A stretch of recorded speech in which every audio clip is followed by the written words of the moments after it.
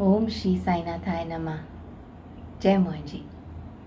My name is Arushi and today we'll be reading Sri Sai Satcharitra, chapter 47. Baba's Reminiscences. The story of Veerbhadrappa and Chain Basappa, Snake and Frog. The last chapter described Baba's reminiscences about 2 goats. This chapter describes more such reminiscences and relates the story of Veerbhadrappa and Chain Basappa. Preliminary. Blessed is the face of Sai. If we cast a glance at him for a moment, he destroys the sorrow of many past births and confers great bliss on us.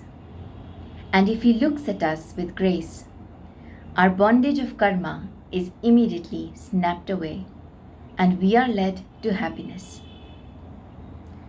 The river Ganges washes away the dirt and sins of all people who go to her for a bath.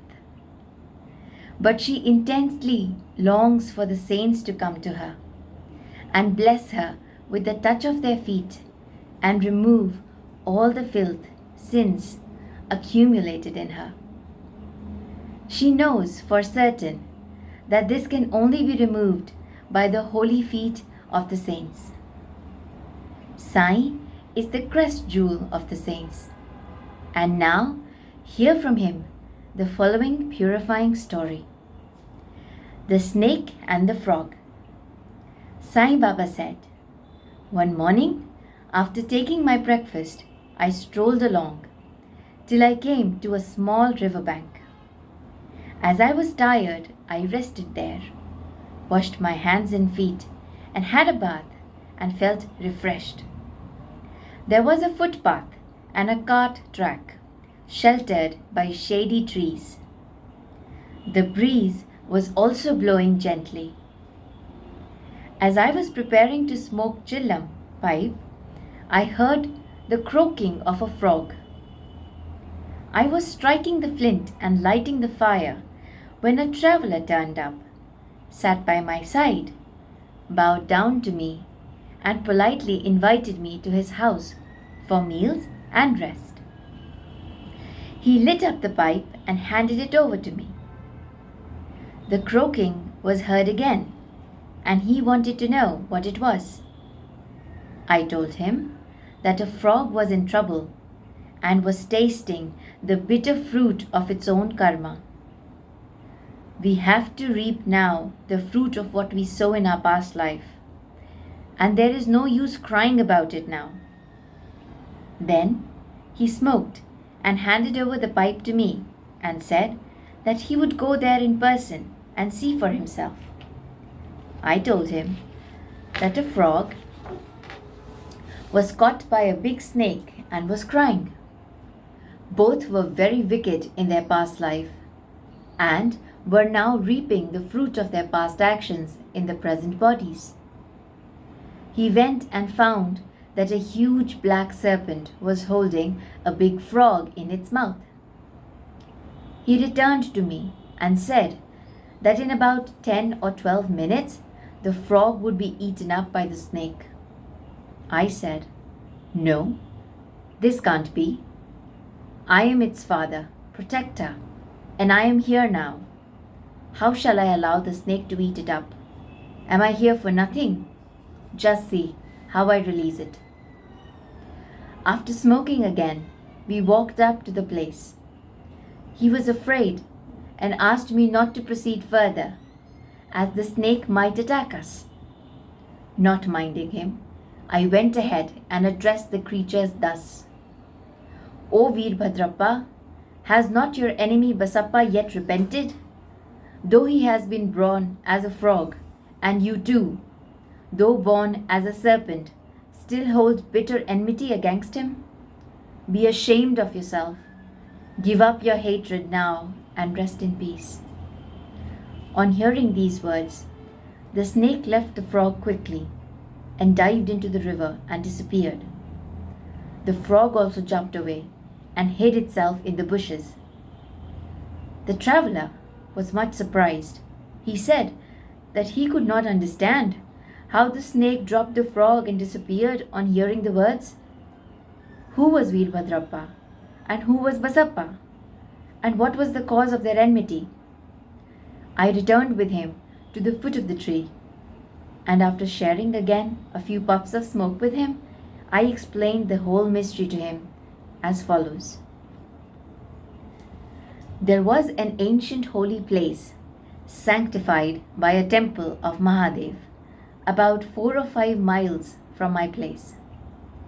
The temple was old and dilapidated. The residents of the place collected funds for its repairs.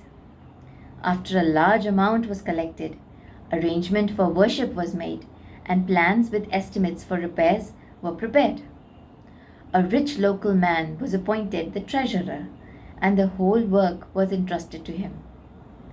He was to keep regular accounts and be honest in all his dealings. He was a first-class miser and spent very little for the repairs, which consequently made very little progress. He spent all the funds, swallowed some amount himself, and spent nothing from his pocket. He had a sweet tongue and was very clever in offering plausible explanations regarding the poor and tardy progress of the work. The people again went to him and said that unless he lent his helping hand and tried his best, the work would not be complete. They requested him to work out the scheme and again collected subscriptions and sent the amount to him. He received it, but sat as quiet as before, without making any progress. After some days, God, Mahadev, appeared in his wife's dream and said to her, "You get up, build the dome of the temple. I will give you 100-fold of what you spend." She told this vision to her husband. He was afraid that it would involve him in expenses and therefore laughed it off, saying that it was a mere dream, a thing not to be relied upon and acted upon. Or else, why did not God appear to him in the dream and tell him about it? Was he far off from her? This looks like a bad dream, having its object in the creation of ill feeling between husband and wife. She had to remain quiet. God does not like big subscriptions and donations collected against the wishes of the donors, but he likes ever trifling amounts given with love, devotion, and gratitude. Some days after, God again appeared in her dream and said, "Do not bother yourself about your husband and the collections with him. Don't press him to spend any money for the temple. What I want is bhava and devotion. So give, if you like, anything of your own." She consulted her husband about this vision and decided to give God her ornaments given by her father. The miser felt disconcerted and decided to cheat even God in this item. He undervalued the ornaments at ₹1,000 and brought them himself, and in lieu of the amount gave a barren field to God as endowment or security. The wife agreed to this. The field or land was not his own. It belonged to one poor woman named Dubki, who mortgaged it to him for ₹200. She was not able to redeem it for long, so the cunning miser cheated all, his wife, Dubki, and even God. The land was sterile, uncultivated, and worth nothing, and yielded nothing, even in the best season.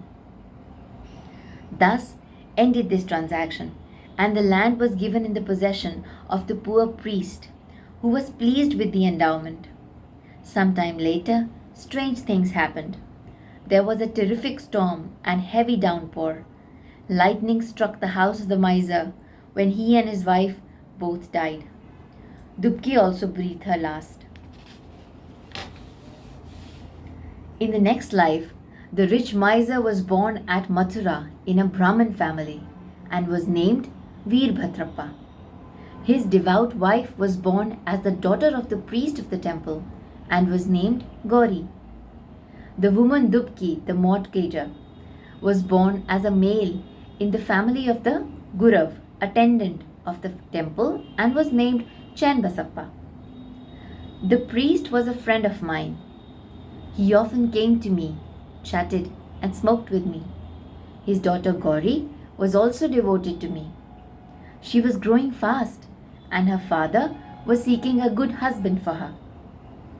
I told him not to worry about this, as the bridegroom himself would come seeking her.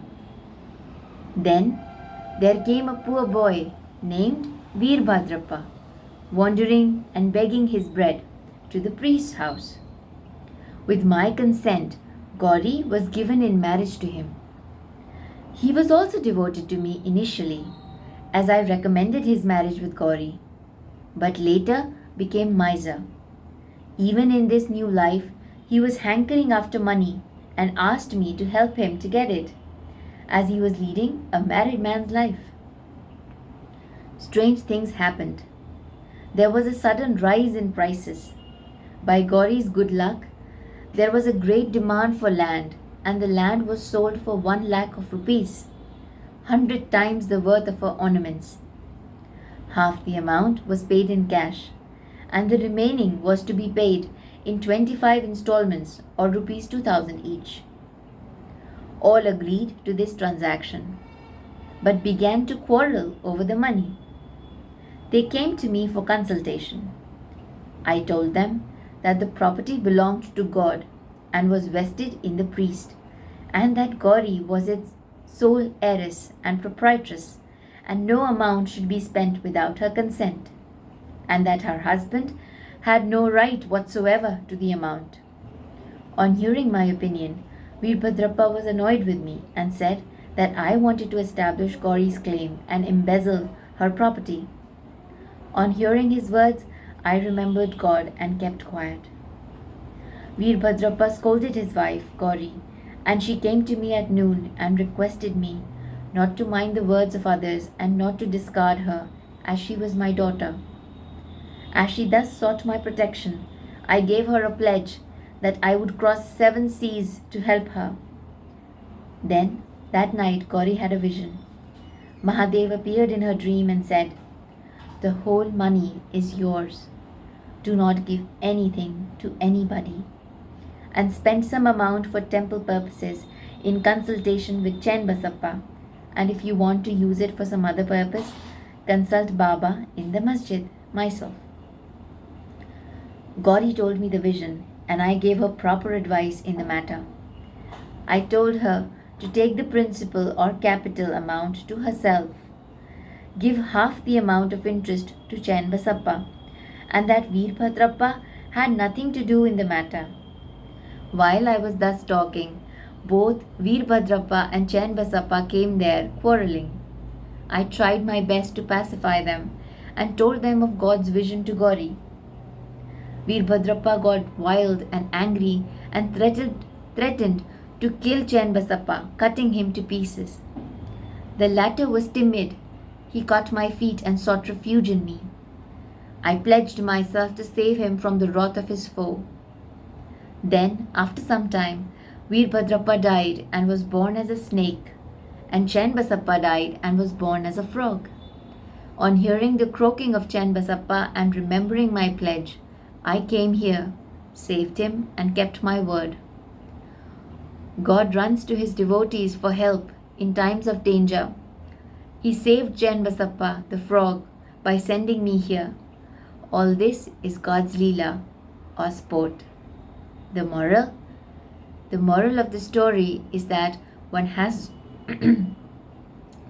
to reap what one sows, and there is no escape unless one suffers and squares up one's old debts and dealings with others, and that greed for money drags the greedy man to the lowest level and ultimately brings destruction for him and others.